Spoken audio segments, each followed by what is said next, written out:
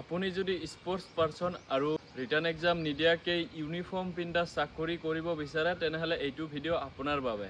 SSBৰ ফালৰ পৰা স্পৰ্টছ কোটাৰ বাবে কনষ্টেবল GDৰ নিউ ভেকেঞ্চি মুকলি কৰা হৈছে। অল ইণ্ডিয়াত মেল ফিমেলে ইয়াত এপ্লাই কৰিব পাৰিব। কোৱালিফিকেশ্যন 10 পাছ আৰু ইয়াৰ এপ্লাই ষ্টাৰ্ট হৈছে 10 মে'ৰ পৰা আৰু ইয়াৰ লাষ্ট ডেট হ'ল 7 জুন। এজ লিমিট 18ৰ পৰা 23 বছৰ। কেটেগৰী ৱাইজ এজ ৰিলেক্সেশ্যন আছে।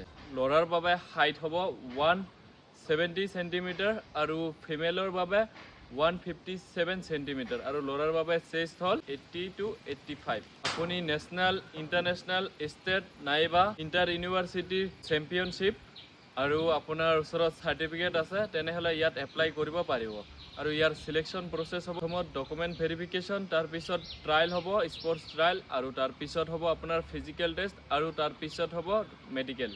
গতিকে পলম নকৰাকৈ এতিয়া ইয়াত এপ্লাই কৰি লওক আৰু ইয়াৰ এপ্লাই লিংক লাগিলে ভিডিঅ'টো 3জন বন্ধুলৈ শ্বেয়াৰ কৰি দিয়ক। কমেণ্ট কৰক SSB বুলি, লিংক আপোনাৰ ডাইৰেক্ট DMত পঠাই দিয়া হ'ব। মনত ৰাখিব, ফ'ল' কৰা সকলোকহে লিংক পঠাই দিয়া হ'ব। ধন্যবাদ।